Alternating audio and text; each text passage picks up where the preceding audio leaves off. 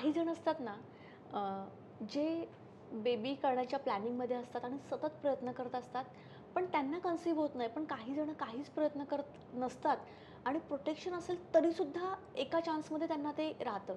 So मला असं वाटतं की जे डेली ट्राय करतात त्यांचं काहीतरी चुकत असेल का? किंवा ते नेमके कुठे चुकतात? किंवा त्यांचा दिवस चुकतो काय? एक्झॅक्टली याबद्दल थोडंसं एक्सप्लेन करा. ऑलराईट. याचं एक सायंटिफिक उत्तर देते मी तुम्हाला. त्याचे 2 पैलू आहेत. एक तर सगळ्यात महत्त्वाचं, की प्रत्येक कपल्सची एक फिकंडिटी असते. फर्टिलिटी एक प्रश्न आहे. म्हणजे काय, की एखाद्या कपलची प्रेग्नंट राहण्याची क्षमता. हं. आणि फिकंडिटी म्हणजे त्या कपलची प्रेग्नंट राहण्याची त्या महिन्यातली क्षमता. तर प्रत्येक कपलची फिकंडिटी, त्यांच्यातली केमिस्ट्री नॉर्मल लँग्वेजमध्ये आपण म्हणू तर ती चेंज होत असते, व्हॅरी होत असते.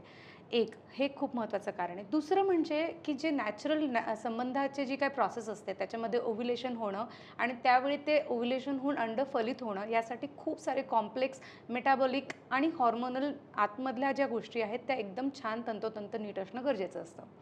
जेव्हा पेशंट स्ट्रेसफुल असते, मग तो फिजिकल स्ट्रेस असेल, मेंटल, इमोशनल कुठलाही स्ट्रेस असेल, तर तेव्हा आपल्या शरीरात स्ट्रेस हॉर्मोन रिलीज होतो. ब्रेन त्या स्ट्रेस हॉर्मोनला असं आयडेंटिफाय करतो की जेव्हा स्ट्रेस आहे तर शरीराची कंडिशन ही प्रेग्नन्सीसाठी पूरक नाही आहे आणि म्हणून प्रेग्नन्सीला ते लगेचच रिस्पॉन्स करू शकत नाही.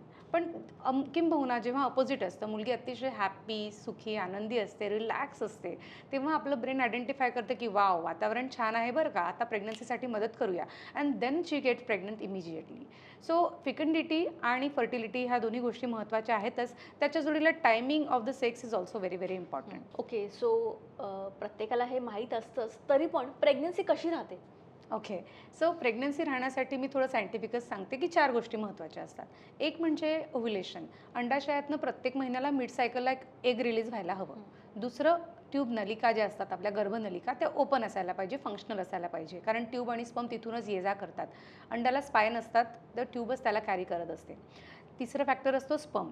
स्पर्मची काउंट, मोटिलिटी, मॉर्फोलॉजी आणि त्याचा DNA, ते तिन्ही चारही गोष्टी छान असणं गरजेचं आहे. कारण एक सिंगल स्पर्म कधीच अंडा फलित करू शकत नाही. Multiple millions of the sperm लागत असतात एका अंड्याला फलित करण्यासाठी.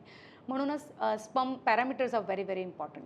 आणि फोर्थ महत्त्वाचं फॅक्टर म्हणजे जेव्हा एकदा बेबी बनतं ते ट्यूबमध्ये 3 दिवस राहतं आणि चौथ्या दिवशी ट्रान्सपोर्ट होऊन गर्भाशयाच्या अस्तरमध्ये येऊन झोपतं. अस्तराची थिकनेस, जाडी, ब्लड फ्लो हे एक्सलंट असणं गरजेचं आहे. या चारही फॅक्टरपैकी एक पण फॅक्टर गडबड असेल तर पेशंटला नॅचरल कन्सेप्शनला प्रॉब्लेम येतात. पण हा सगळा जो खेळ आहे तो टायमाचा आहे. म्हणजे काय, की अंड्याची लाईफ ही तशी 24 ते 48 तास असते, पण त्याची फर्टिलायझेशन कपॅसिटी ही केवळ 12 तास असते.